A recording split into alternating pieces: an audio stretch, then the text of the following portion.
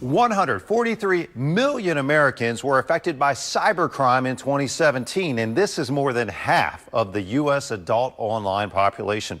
It turns out that many of us are overconfident in our security prowess, leaving ourselves vulnerable and enabling cyber criminals and resulting in a record number of attacks.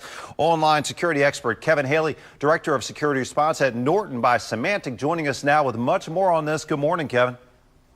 Good morning. Great to have you here.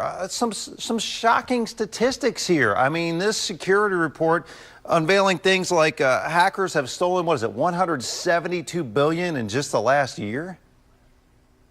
Absolutely phenomenal. 8 out of 10 Americans have either experienced cybercrime or know someone that has.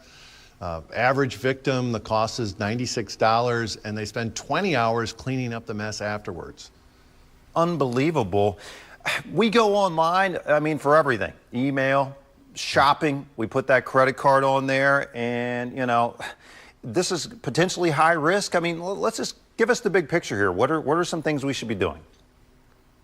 Yeah, I mean, essentially, you know, criminals have followed us into the online world. It's probably not surprising, but we're just at as big a risk there, if not more so, than in the real world.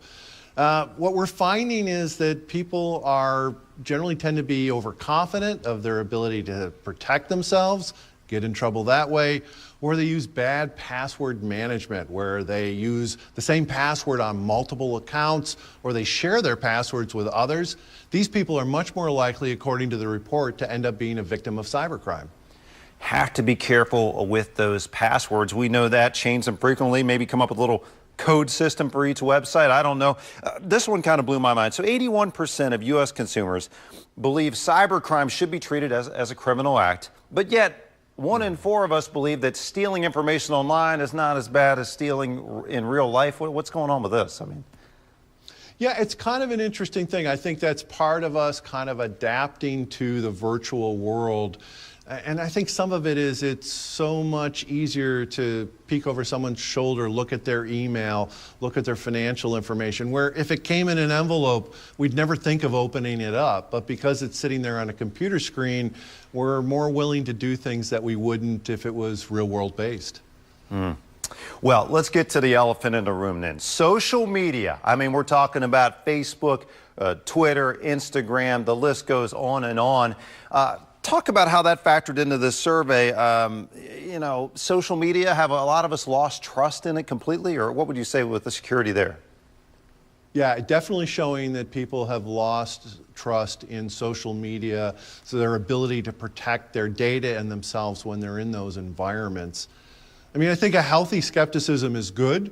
We are giving a lot of information into these people, and we need to think about that and think about how to protect ourselves, even though we feel surrounded by our friends when we're on social media. Yeah, that's the thing. It feels so comfortable, and yet there are many lurking out there, trolls, some call them, that may do things beyond just comment on some of those links. They may try to hack you. Let me ask you this question. I mean, are there some common traits that victims of cybercrime share? And are there some simple steps we can take to keep our info safe? Yeah, absolutely. I mean, people who spend more time online, have more devices, of course, are at greater risk. People that feel overly confident about their security ability, people that use bad passwords, they're at greater risk.